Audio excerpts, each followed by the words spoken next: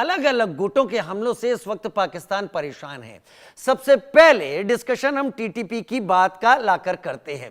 चर्चा टीटीपी की तो पाकिस्तान हमेशा अफगानिस्तान के ऊपर टीटीपी को संरक्षण देने, सहारा देने और अफगानिस्तान बॉर्डर से टीटीपी के ऑपरेट करने का दावा करता है।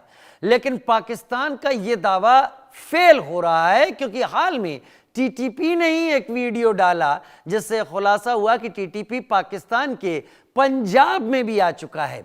दूसरी तरफ तालिबान के स्पोक्स पर्सन जबीउल्लाह मुजाहिद ने साफ साफ कहा कि टीटीपी पाकिस्तान की इंटरनल प्रॉब्लम है, ये तालिबान गवर्नमेंट के आने से नहीं हुई, बल्कि ये पाकिस्तान के लिए 2002 से प्रॉब्लम बनी हुई है।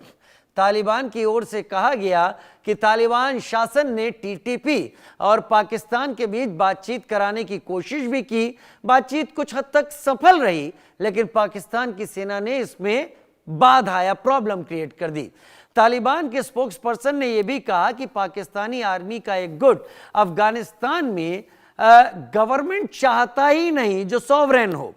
तालिबान का जो यहां पर तर्क है वो इसलिए ठीक लगता है क्योंकि पाकिस्तान के खैबर पख्तूनख्वा के दक्षिणी साउथ वजीरिस्तान के वाना कस्बे पर इन दिनों टीटीपी ने कब्जा किया हुआ है। सवाल है कि पाकिस्तानी सेना ने इस इलाके में टीटीपी को कब्जा क्यों करने दिया, और अगर पाकिस्तान इतना लचीला या कमजोर है तो तालिबान पर वो इल्जाम क्यों लगाता है। पाकिस्तान से अपना इलाका नहीं समझ ला। दूसरी ओर बलूचिस्तान में एक हफ्ते के अंदर 15 बलोच गायब करवा दिए गए। इनको लेकर बलोचों का अब खून खौल रहा है। पिछले 3-4 दिनों में बलूचिस्तान में जबरदस्त प्रोटेस्ट है और सवाल इस बात का भी आखिर बलोचों को गायब करने का सिलसिला कब थमेगा। इस पर अगर जो लोकल हैं उनका गुस्सा भड़का तो पाकिस्तान उसे एंटी नेशनल मान लेगा। यह भी कहां का इंसाफ है। एक रिपोर्ट देखते हैं। रिपोर्ट आएगी हमारे पास थोड़ी देर में, जैसे ही आएगी वैसे ही हम आपको दिखाएंगे। लेकिन बलूचिस्तान में दहशतगर्दी की जो बोली है और टीटीपी को लेकर जो हालात हैं उससे पाकिस्तान अब घबरा गया है।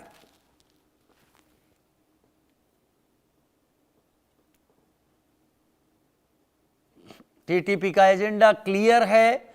जो मुनीर की आर्मी है उसके साथ अब उसे सीधा टकराना है। लेकिन क्या वाकई टीटीपी जैसा वीडियो दिखा रही है, क्या टीटीपी पंजाब तक पहुंच गया है?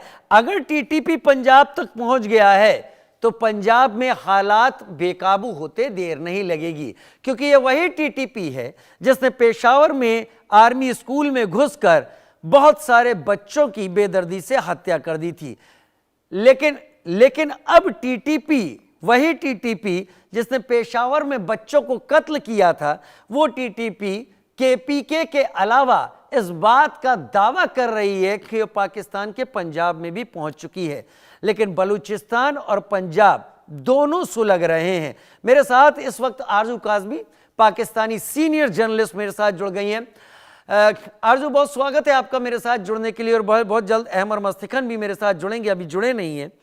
लेकिन आरजू, अगर टीटीपी इस तरह के वीडियो डाल रही है, क्या इसे प्रोपेगेंडा वीडियो माना जाए, या फिर अगर टीटीपी वाकई पंजाब तक अपनी एक्सेस कर चुका है तो ये मैं इस तरह से देख सकता हूं कि ये वो टीटीपी है जिसने पेशावर में कत्लेआम किया था, ये वो टीटीपी है जो इस वक्त केपीके में बहुत ज़बरदस्त तरीके से अटैक कर रहा है और पिछले कई दिनों से बहुत सारी एक्टिविटीज़ में शामिल रहा है।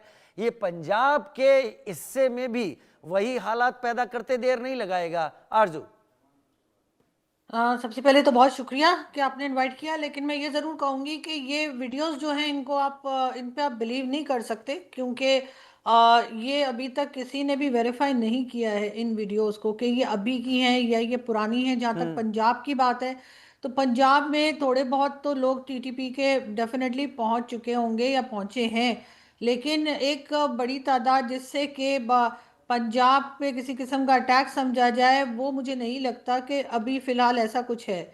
अभी जो सिचुएशन है वो सिर्फ इनकी इतनी ही है कि ये केपीके तक है। अब ये इस वक्त आप जानते हैं कि डायलॉग भी जो है वो फेल हो चुके हैं, जो दोनों कंट्रीज मिलकर बात कर रही थी उसके ऊपर भी जो है वो तालिबान के या तालिबान की गवर्नमेंट का ये कहना है कि पाकिस्तान इस सिलसिले में सीरियस दिखाई नहीं दिया। दूसरी तरफ पाकिस्तान यही ब्लेम जो है वो तालिबान के ऊपर लगा रहा है। लेकिन लग यही रहा है कि फिलहाल तीसरा राउंड के बाद अभी और मजीद डायलॉग जो है वो आगे नहीं बढ़ाए जाएंगे। लेकिन जहां तक पंजाब की बात है तो पंजाब में अभी तक इस किस्म का, क्योंकि मैं खुद भी एक तरह से अगर आप समझे, वैसे तो इस्लामाबाद में हूँ लेकिन वो पंजाब का हिस्सा है, हम्म। तो वहां तक अभी सिचुएशन जो है इस लेवल पे नहीं पहुंची है जैसा कि सोशल मीडिया पे कहा जा रहा है। मैं इस वक्त एक ट्वीट देख रहा था अफगान डिफेंस की तरफ से। आरजू, ये ट्वीट आया हुआ है, इसमें टीटीपी को लेकर बहुत कुछ लिखा है और एक इशू यहाँ लिखा है कि the TTP issue is not a matter of today और yesterday, this issue has no connection whatsoever to Afghanistan, particularly the Islamic Emirates. ये बात टीटीपी की तरफ से, ये अफगानिस्तान डिफेंस @AFG डिफेंस के नाम से ये हैंडल है जो कि ब्लू टिक के साथ है। खैर वो तो कोई भी हासिल कर लेता है, लेकिन यहाँ पर इस वक्त ये पूरा ट्वीट है। क्या वाकई जो टॉक्स इस्तांबुल में फेल होने की बात अब सामने आ रही है, क्या उसके बाद हालात वेस्टर्न सेक्टर में या डूरन लाइन पर बहुत ज्यादा बिगड़ने की उम्मीद जता रहे हैं? और क्या उसी को देखते हुए इस तरीके के वीडियोस अब सामने आने लगे? अहमर मस्तिकर आ चुके हैं, बहुत स्वागत है अहमर भाई, बहुत वेलकम है आपका भी आने का। मैं आरजू से जवाब ले लेता हूं पहले इस पर। आरजू, देखिए जैसा मैंने कहा कि ये डिफरेंट टाइप के जो वीडियोस आ रहे हैं उन सब के ऊपर भरोसा नहीं किया जा सकता, मगर ये ज़रूर है कि टॉक्स जो हैं वो फेल हो चुके हैं और दोनों एक दूसरे के ऊपर एलिगेशन लगा रहे हैं। और हमारे यहाँ भी यही बात चल रही है कि लगता ये है कि पाकिस्तान ज़्यादा इस चीज़ को सीरियसली लेने के लिए तैयार नहीं है या ख़त्म करने के लिए फौरी तौर पे तैयार नहीं है, और उसके बहुत से रीजंस दिए जा रहे हैं, जिसमें ये भी कहा जा रहा है कि जो इस वक्त की गवर्नमेंट है वो कुछ नए नए लॉज ला रही है, नए नए अमेंडमेंट्स लेकर आ रही है असेंबली के अंदर, और उसको पास कराने के लिए भी एक तरह से प्रेशर डाला जा रहा है पब्लिक पे, बताने के लिए कि जी हमें तो बड़ा ख़तरा है अफ़गानिस्तान से और अफ़गानिस्तान के अटैक्स चल रहे हैं और कहीं से कंट्रोल होने में नहीं आ रहे। तो ये चीज़ें भी साथ साथ चल रही हैं। तो इस वजह से इस वक्त लोग जो हैं वो काफ़ी कंफ्यूज हैं कि ये कर क्या रहे हैं, क्योंकि ये जो टॉक्स हुई थी इनका कोई ना कोई रिजल्ट तो आना चाहिए था, लेकिन लग ये रहा है कि बिल्कुल इस वक्त किसी किस्म का रिजल्ट जो है वो हमें दिखाई नहीं दे रहा। आरजू आरजू, मैं इस वक्त आपका इशारा करना चाहूंगा एक वीडियो पर। अभी अभी ये वीडियो मैं एक बार फिर से चलाऊंगा और आरजू इसी वीडियो पर शायद मैं आपसे बात करूं। मैं आपको मौका इसलिए दे रहा हूं क्योंकि आप पाकिस्तान में बैठकर पाकिस्तान का ये वीडियो जो इस वक्त, ये कोई नजीब फरहोदी हैं, ये लिखते हैं वाना टाउन है साउथ वजीरिस्तान में, खैबर पख्तूनख्वा में, ये टीटीपी के कंट्रोल में आ चुका है। पाकिस्तान की मिलिट्री डिमांड करती है अफगानिस्तान से सिक्योर और सेफ्टी, लेकिन हमारे साथ वॉर की बात है। You can't even rain in a single opposition group. आप कैसे उम्मीद करते हैं एंटायर नेशन के साथ लड़ने के लिए? TTP is Pakistan own internal issue. ये जो तस्वीरें इसके ठीक पहले मैं अभी आपको दिखा रहा था, क्या ये वाकई वाना टाउन इस वक्त टीटीपी के कंट्रोल में है? ये आपको क्या जानकारी मिल रही है जो तस्वीरें चल रही हैं इस वक्त? देखिए पहले तो ये कि राजीव आपके आपके यहाँ से जो कनेक्ट किया गया है, तो वो फ्रेम मुझे नहीं आ रहा है कि मैं वो वीडियो देख पाऊँ। और मैं एक मुझे इस मेरे वक्त देख रही पास हैं आप क्या अपने साथ? नहीं नहीं, मुझे आप अभी भी मेरे नहीं देख पा सामने रही हैं? ब्लैंक है। नहीं, मेरे पास शुरू से ब्लैंक है जो फ्रेम है। मैं आपको अभी इस बीच की आप बात कर रही हैं, मैं आपको ये वीडियो ही भेज रहा हूं और आप इस वीडियो को देखकर अपना रिएक्शन अभी तुरंत थोड़ी देर में दे दीजिएगा। क्या आपको आप दिख रहा जी है? जी, अब दिख रहा है, आरजू, अब मैंने दिख रहा है वीडियो। अभी आपको वीडियो का भी लिंक भेजा है, तब तक आप देखिए, क्योंकि ये वाना टाउन के बारे में क्लेम किया जा रहा है कि वहां कब्जा कर लिया। मैं चाहूंगा इस पे आपका रिएक्शन, आप देखिए। तब तक अहमर मस्तिकन को इस वक्त ले लेता हूं। अहमर भाई, टीटीपी या अफगानिस्तान, मैं टीटीपी अफगानिस्तान अभी अलग नहीं करूंगा क्योंकि अफगानिस्तान का कहना है इंटरनल मैटर है पाकिस्तान का, और पाकिस्तान अफगानिस्तान के बाद तीसरे टॉक्स फेल हो गए, जिसके पहले ख्वाजा आसिफ ने कहा था कि अगर ये फेल होते हैं तो ये वॉर होगा। लेकिन इस बीच बलूचिस्तान से 15-16 और यूथ गायब हो गए और वहां पर एक जबरदस्त प्रोटेस्ट चालू है। क्या टीटीपी और बीएलए अब साथ में हैं क्योंकि अब दोनों को एक कॉमन एनिमी समझ में आ गया है? ठीक है। राजीव भाई नमस्कार। नमस्कार। मैं आपका शुक्रगुजार हूँ कि आपने मुझे मौका दिया। मसला ये है कि जब एक जिस्म बीमार होता है, जिसमें कैंसर हो, उसमें सर दर्द भी होगा, उसमें पैर का दर्द भी होगा, उसमें शायद उल्टियां भी आएंगी। अब अगर आप जाके ना सर दर्द के लिए परेशान होंगे या उल्टियों के लिए परेशान होंगे या पैर के दर्द में, तो आप कभी भी उस असल कैंसर तक नहीं पहुंचेंगे। असल कैंसर राजीव भाई पाकिस्तान में आज जो हम और आप बात कर रहे हैं, वहां पर मौसूफ जो है अपने लिए 5 साल की टेन्योर या 10 साल की टेन्योर, उसको गैर जो उसकी जो पावर ग्रैब है आसिम मुनीर की, उसको लेजिटिमाइज करने के लिए पार्लियामेंट में ड्रामेबाजी हो रहा है आप कि भाई 27th इसको अमेंडमेंट की बात कर रहे हैं, आर्टिकल जी 243 में। जी हाँ राजीव भाई, असल मसला ये है, मैं आपसे अर्ज करूं, कल भी मैं कह रहा था ये देखें, 23 अक्टूबर से 27 अक्टूबर 1958 को अमेरिकन डिफेंस सेक्रेटरी नीक मेल एलरॉय, जिसका नाम नील मैक एलरॉय था, वो पाकिस्तान में थे। वो इस वजह से थे कि वहां लड़ाई चल रही थी इस्कंदर मिर्जा, जिसकी की रिश्तेदारियां थी अमेरिकनों के साथ। इस्कंदर मिर्जा के बेटा हुमायूं मिर्जा, उसकी शादी हुई थी जोसेफिन हिल्ड्रेथ, जो कि अमेरिकन एम्बेसडर हॉरिस हिल्ड्रेथ की बेटी थी। हॉरिस हिल्ड्रेथ अब पाकिस्तान में अमेरिकन एम्बेसडर रह चुका था। तो ये समझे थे, इस्कंदर मिर्जा समझे थे कि हमारी रिश्तेदारी जो है अमेरिकनों के साथ है और अमेरिकन इनके असल आका थे। वो समझे कि भाई मैं तो अयूब खान को जेर कर दूंगा। लेकिन ये जो आए थे मौसूफ डिफेंस सेक्रेटरी मैक एलरॉय, ये उस दिन पाकिस्तान को इन्होंने छोड़ा है, अक्टूबर 27 1958 को। उसी 1 घंटे या 2 घंटे के बाद अयूब खान ने अपने दोस्त, वो उसको अपना बहुत दोस्त कहते थे इस्कंदर मिर्जा को, उनको इन्होंने डिपोज कर दिया और अयूब खान जो है पाकिस्तान के स्याह सफेद के मालिक हो गए। आज इतने साल गुजरने के बाद ये जो मैकडोनल्ड बर्गर जो इनको कह रहे हैं कि मेरा फेवरेट जनरल है, राजीव भाई असल मसला पाकिस्तान का यही है, अमेरिका की खुशनुदी, अमेरिका के पॉलिसियों पे चलना, उसके वजह से मसला हो रहा है। और अमेरिका आज क्या चाह रहा है, उसको रेयर अर्थ मिनरल्स चाहिए। वहां आपको शायद इल्म है कि फोर्ड जो है गाड़ी बनाती है एक्सप्लोरर, स्विफ्ट, सुजुकी की स्विफ्ट गाड़ी, ये दोनों बंद हो गई थी बनाना अप्रैल के महीने में, क्योंकि चाइना ने पाबंदियां लगाई थी। अब जो ये आए थे ना मौसूफ, ये देखिए कितनी ज्यादती है कि इनका डिफेंस मिनिस्टर था जो इसहाक दार है, वो सॉरी फॉरेन मिनिस्टर हाँ, इसहाक इशाक डार, दार, ठीक। दिया डिप्टी प्राइम मिनिस्टर, हाँ। वो नहीं गए ट्रंप के साथ मिलने, बल्कि ये मौसूफ जो है पहुंच गए। यानी कोई असूल ही नहीं है ना। तो ये उन्होंने कहा कि भाई आप चाइना वाइना को छोड़े, हम खुद आपको जो है रेयर अर्थ मिनरल देंगे। तो ये जाके खैबर पख्तूनख्वा में रेयर अर्थ, हमारे इलाके में रेयर अर्थ इनको कैसे मिलेगा? खैबर पख्तूनख्वा के जो पॉपुलर वजीर आला है, उसके उसके लिए इन्होंने कहा कि भाई ये एमर मस्तिकन टीटीपी भी बैंड ऑर्गेनाइजेशन, टेररिस्ट ऑर्गेनाइजेशन में, और बीएलए को भी अब टेररिस्ट ऑर्गेनाइजेशन कर दिया गया है। अगर आप लोग साथ भी आने की कोशिश कर रहे हैं तो मुहिम आगे कैसे ले जाएंगे? आप तो ले ही नहीं जा सकते। भाई हमें किसने टेररिस्ट कहा है? हमें अगर किसी ने टेररिस्ट कहा है तो ये जो अमेरिका सबने है, बड़ा यूके है, ये सब तो कर चुके हैं ना, फॉरेन जी मैं टेररिस्ट यही ऑर्गेनाइजेशन। राजीव भाई मैं कह रहा हूँ कि ये जो पाकिस्तान की आईएसआई और मिलिट्री जो सब में बड़ा टेररिस्ट है, उनके जो सफेद आका हैं रेसिस्ट, जो आप क्या समझ रहे हैं, ये जो ट्रंप है या ये जो बर्तानिया के हुक्मरान है, ये रेसिस्ट नहीं है? ये रेसिस्ट तो है। इसी वजह से तो इनको जो है आसिम मुनीर में जो है खूबियां नजर आती हैं। ट्रंप को कैसे कहता है कि मेरा फेवरेट जनरल है?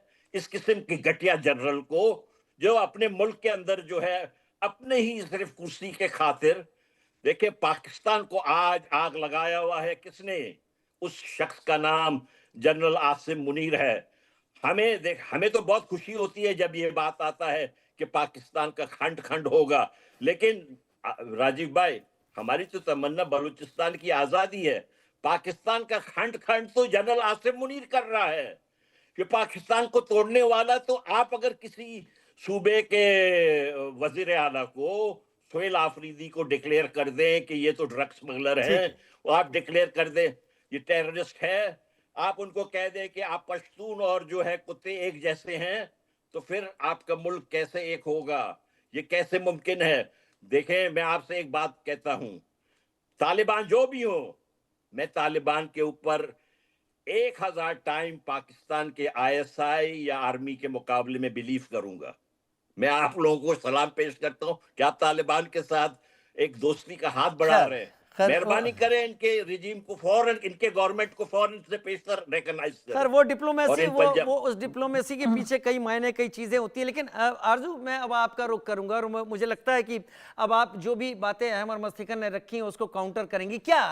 क्या वाकई, क्योंकि पीटीआई भी अगर बहुत ज्यादा सवाल उठाती है पाकिस्तान तहरीक इंसाफ, तो वो भी आसिम मुनीर के ऊपर ही उठाती है। ये आसिम मुनीर ही वो चेहरा है जिसका सबसे ज्यादा अपोज इमरान खान ने भी किया था। आज बलोच रिप्रेजेंटेटिव के तौर पर अहमद मस्तिकन उठा रहे हैं, टीटीपी भी वही बात कर रही है। और मैं वाकई भूल गया था, मैं शायद शुरुआत आपसे इसी से करनी चाहिए थी। ये 27th अमेंडमेंट आर्टिकल 243 में जो बहुत बड़ी पावर दे रहा है आसिम मुनीर को, ये क्या रुख लेगा? क्या फ्यूचर के लिए रास्ता साफ किया जा रहा है? आरजू, योर डिटेल्ड रिस्पॉन्स। देखिए, सबसे पहले तो पाकिस्तान बनने से लेकर और आज तक पाकिस्तान हमेशा से मिलिट्री एस्टेब्लिशमेंट के अंडर ही रहा है। अगर आप ये कहें कि इस वक्त के आर्मी चीफ या फील्ड मार्शल के साथ ये हो रहा है, तो मुझे तो लगता है कि जुल्फ़िकार अली भुट्टो भी जो थे वो भी एक तरह से किसी डिक्टेटर के कंधे पे ही चढ़कर आए थे। और वो उस जमाने में उनको डैडी भी कहा करते थे। याया उसके खान की बात बाद कर रही हैं चाहे, आप? जी बिल्कुल, उसके बाद चाहे बेनज़ीर भुट्टो आई हो, चाहे नवाज शरीफ आए हों, चाहे इमरान खान आए हों। इमरान खान कौन सा पब्लिक वोट लेकर आ गए थे? इमरान खान को भी लाने वाले यही इस्टेब्लिशमेंट के लोग थे, मिलिट्री इस्टेब्लिशमेंट के, जिन्होंने उनको 25 साल पाला पोसा, उसके बाद लाकर जो है पीएम हाउस में बिठा दिया। और जब उनका दिल करा, हमेशा की तरह जैसे हटा दिया जाता है, इनको भी हटा दिया। इसी तरीके से शहबाज शरीफ साहब जो आए हैं, वो कौन सा वोट लेकर आए हैं? कौन सा मैंडेट था उनके पास? तो इसलिए ये कहना कि अभी ऐसा कुछ होने लगा है, ऐसा पाकिस्तान बनने से लेकर आज तक हो रहा है, पहली बार नहीं हो रहा है। बाकी जो ये नई एक लेकर आ रहे हैं 27th अमेंडमेंट, वो डेफिनेटली ऐसी है कि उसमें शायद इनको और मजीद पावर जो है वो फील्ड मार्शल या आर्मी चीफ के हाथ में दे दी जाएगी। उनको कोई पूछने गछने वाला नहीं होगा। वैसे तो उसूलन तो उनको इसी मंथ की, इसी साल 29 को रिटायर हो जाना चाहिए था, जो उनकी रिटायरमेंट डेट है, लेकिन वो भी चेंज कर दी गई। अब कहा गया कि नहीं, ये 3 साल 5 साल के का। लिए नहीं, ये तो 5 साल के लिए आए। जबकि उनको तो इस वक्त रिटायर हो जाना चाहिए था। लेकिन पाकिस्तान में सबसे बड़ा प्रॉब्लम यही है कि चाहे कोई प्राइम मिनिस्टर हो, चाहे कोई आर्मी चीफ हो, वो एक बार जब आ जाता है तो वो निकलने को तैयार नहीं अर्जु, होता। अर्जु, एक चीज और इसमें जोड़ दूं, क्योंकि जब मैं इस 27th अमेंडमेंट को पढ़ रहा था, मैं 3 दिन पहले इस पर स्टडी कर रहा था, और तब जब मैंने इसके बारे में जाना, इसमें 2-3 चीजें बड़ी खास है। भारत में किसी भी केस, कानूनी पेचीदगी से अगर किसी को छूट मिली है तो प्रेसिडेंट ऑफ इंडिया को मिली है, उसके अलावा किसी को नहीं मिली है। लेकिन 5-5 साल का वो जो वर्क पीरियड है, वो आसिफ अली जरदारी के लिए भी है, वो शहबाज शरीफ के लिए भी, और वो 5 साल का पीरियड आसिम मुनीर के लिए भी। Asim Munir air force chief, navy chief, army chief appoint करेंगे, डिप्टी आर्मी चीफ भी कर सकते हैं, लेकिन इसके साथ उनके खिलाफ कोई मामला भी नहीं चल सकता। यानी वो जो कुछ भी करेंगे वो माफी के दायरे में रहेगा, कहीं चैलेंज नहीं हो सकता। क्या ऐसा ही है अर्जुन? बिल्कुल ऐसा ही है। बल्कि आज बड़ा अच्छा किसी ने सोशल मीडिया पर लिखा था कि अब हालत वो हो जाएगी कि जैसे कोई किसी मौलवी के पास जाके कहता है कि कुछ काम फंस गया है या कोई मुश्किल हो गई है, तो मौलवी साहब कह देते हैं ना कि जी मैं दुआ कर सकता हूँ। तो अब अदालतों की हालत भी वही हो जाएगी कि अगर कोई अपना केस लेके जाएगा तो आगे से जज साहब ने कहना है कि हम दुआ ही कर सकते हैं आपके लिए सिर्फ। तो ये यहाँ पर बहुत ही कह लीजिए कि एक बुरी हालत जो है वो होने की तरफ जा रही है। लेकिन क्या किया जाए, जितने पार्लियामेंट में लोग बैठे हुए हैं, सबके सब पपेट हैं, कोई एक दो नहीं है। ये बैठे हैं ना, इन्होंने उस 27 अमेंडमेंट के ऊपर ना कोई डिबेट की है, ना बात की है, ना कुछ की है। ये सिर्फ और सिर्फ उसको पास कराने के लिए बैठे हैं। बिलावल भुट्टो को लग रहा है कि शायद वो भी प्राइम मिनिस्टर बन जाएंगे, जैसे उनके जो नाना थे वो बने थे या उनकी मदर थी। तो अब ये इन्होंने एक तरह की ये बादशाहत बना रखी है कि अगर इनके खानदान में कोई गलती से प्राइम मिनिस्टर बन गया है तो इन्होंने भी बनना है, और वो बनने के लिए ये पूरे मुल्क को दांव पे लगा रहे हैं ये लोग। और आरजू उसके बाद आरजू होगा आरजू क्या, क्या होगा आरजू क्या क्या, मैं ये ये निकल कह जाएंगे कि करके। आरजू क्या मैं ये कह सकता हूं, मतलब ये आप बताएंगी आरजू, क्या मैं ये कह सकता हूं कि पाकिस्तान बहुत जल्दी आर्मी रूल में आने वाला है अगर इतनी पावर मिल जाती है आसिम मुनीर को? और एक चीज और आरजू, क्योंकि अहमर मस्तिकन बैठे हैं, क्या ये बात शहबाज शरीफ और आसिफ अली जरदारी नहीं समझते हैं कि अगर इतने ताकतवर आसिम मुनीर हो गए तो वो आसानी से उन्हें किनारे कर देंगे? वो क्या फायदा दिख रहा है इन दोनों को जो वो लोग खुद ही इन चीजों को आगे प्रमोट कर रहे हैं? देखिए, ऐसा पहली बार तो नहीं हुआ। इससे पहले आपने जनरल ज़ियाउल हक को भी देखा होगा कि जो इस तरह से आए थे। उससे पहले आपने परवेज मुशर्रफ को भी देखा होगा, और ये भी कोई उसी तरह की कोई हमें दोबारा से कह लीजिए कि हिस्ट्री शायद रिपीट होती हुई दिखाई दे रही है। और इन जिनके नाम आपने लिए, जिन पॉलिटिशियंस के, चाहे वो शहबाज शरीफ साहब हों या जरदारी साहब हों, उनको तो बस अपनी सीट चाहिए कि ठीक है आप हमें जो है वो प्राइम मिनिस्टर बने रहने दें और हमें जो है प्रेसिडेंट बने रहने दें। बाकी इन्हें कोई परवाह नहीं है। अगर कुछ ज़्यादा गड़बड़ हुई तो ये अपना बैग उठाएंगे, कोई लंदन चला जाएगा, कोई दुबई चला जाएगा, कोई कहीं और निकल जाएगा। तो यहाँ पे इन्हें इस बात से कोई फर्क नहीं पड़ता कि इनके किसी फैसले से या इनकी किसी बात से मुल्क को कितना नुकसान हो रहा है। इनके मतलब पहले मतलब वाले भी मतलब जो आए मतलब थे वो आरजू भी बहुत डैमेज करके गए, और ये भी। मतलब आरजू बहुत क्लियर इस बात जो मुझे समझ में आ रहा है, इन सबको इमरान खान की हालत समझ में आ गई है कि वो जैसे सड़ रहा है जेल में, वही हालत हमारी ना हो जाए, इसलिए उस पानी की धारा के साथ बहते इनकी चलो। नहीं होगी, इनकी नहीं होगी राजीव। ये दोनों तो हमेशा भागते रहे। आपने देखा, पहले 10 साल के लिए चले गए थे, फिर इमरान खान आए तो ये दोबारा 5 साल के लिए गायब हो गए थे। नवाज शरीफ साहब और उनकी फैमिली, और और इसी अब तरीके से अब इस जरदारी बात साहब से भी आप दुबई इसको चले। जोड़ दीजिए। इमरान खान वाहिद है जो भागे नहीं अभी तक। मैं कोई इमरान खान एग्जैक्टली की फैन नहीं हूँ, बट इसीलिए मैं इमरान कह खान रहा भागे था नहीं। कि इमरान खान की हालत समझ में आ रही है, इसलिए उस लाइन को फॉलो कर रहे। और इसमें अगर बीएलए और टीटीपी मिलकर अटैक्स करते हैं तो कितने चांसेस हैं कि गवर्नमेंट डिरेल हो जाएगी और पाकिस्तान को संभालने की फिर सूरत नहीं दिखेगी? देखिए, पाकिस्तान तो इनसे अभी भी संभाला नहीं जा रहा। इस वक्त भी जो लोगों के हालात हैं आपको मालूम है। सिर्फ 1 साल के अंदर, वो रिपोर्ट भी मैं आपको भेज सकती हूँ, पाकिस्तान में 1000 लोगों ने सुसाइड की है, जिसके अंदर आपके मिलिट्री के लोग भी हैं, पुलिस के भी हैं, आम लोग भी हैं। वो 1000 लोगों में हर फील्ड के लोग हैं। तो लोगों के ऊपर जो प्रेशर पड़ रहा है, वो लोग अपने आप को नहीं संभाल पा रहे हैं। लेकिन इन लोगों को कोई शर्म नहीं आती है। और फिर ये आगे से कहते हैं कि जी ये तो इंटरनेशनल मीडिया पे बैठ के कुछ भी बोलती है, तो मुझे झूठा साबित कर देना अगर मैं झूठ बोल रही हूँ तो। लेकिन यहाँ पे जो हालत है वो यकीनन इस वक्त लोगों को फिक्रमंद हो जाना चाहिए। लेकिन क्या किया जाए, जिन लोगों के हाथ में पावर है, जो पॉलिसीज बनाते हैं, जो कुछ कर सकते हैं, वो तो खुद ये इस सारे काम में, वो जैसे कहते हैं ना, इस सारे कांड में वो खुद शामिल हैं। आरजू, जब आप चीज़ों को बोलती हैं तो कई बार मुझे भी ये लगता है कि आप हमसे भी कई बार कहीं ज़्यादा कसौटी पर कस देती हैं पाकिस्तान गवर्नमेंट को। लेकिन अहमर मस्तिकन का रुख मैं कर लूं, अहमर मेरे साथ हैं। अहमर, आप आरजू को समझ पा रहे होंगे, मुझे इशारा ये मिल रहा है कि आप जो बातें कह रहे हैं कि बलूचिस्तान तो अपनी आज़ादी की बात कर रहा है, मुझे लगता है कि पाकिस्तानी एस्टेब्लिशमेंट खुद ही अपनी हरकतों से बलूचिस्तान को परोस कर आपको दे देगा अगर ऐसे ही चलता रहा, ये जो अमेंडमेंट हो रहा है, ये जो पावर दी जा रही है। देखें राजीव भाई, सबसे पहले तो मैं एक अर्ज करूं, मुझे बहुत परेशानी होती है जब आरजू बीबी यहाँ आती है, क्योंकि मैं इनके लिए काफी परेशान रहता हूं।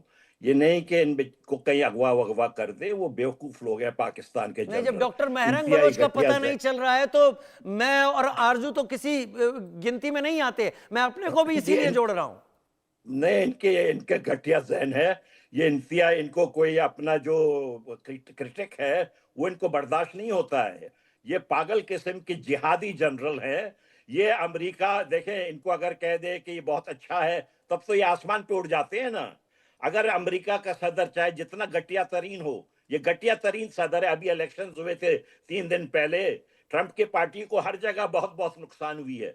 ये इस किस्म का घटिया शख्स अगर वो आसिम मुनीर को कह दे मेरा फेवरेट है, सारा कुछ है, तो ये देखे, ये सारा मसला यहीं से हो रहा है। जीएचक्यू आर्मी पाकिस्तान के अवाम उनकी नुमाइंदगी नहीं कर रही है, वो अमेरिकन इंटरेस्ट को सर्व कर रही है। अमेरिकन इंटरेस्ट के लिए ये जो है अफगानिस्तान से भिड़ता है, ये जो है हमारे ऊपर मेरे अमेरिकन पास वक्त इंटरेस्ट के कम लिए। है अमर मस्तिकन, एक छोटा सा जवाब चाहिए। अगर अमेरिका बलूचिस्तान की जमीन पर उतरता है, आप पाकिस्तान आर्मी से मुकाबला करने की बात करते हैं, आप अमेरिका को हिट कर पाएंगे क्या? क्यों नहीं करेंगे भाई, अमेरिका कोई खुदा तो नहीं है। तो फिर अमेरिका भाई, तो अमेरिका जबरदस्त रिटेलिएट करेगा।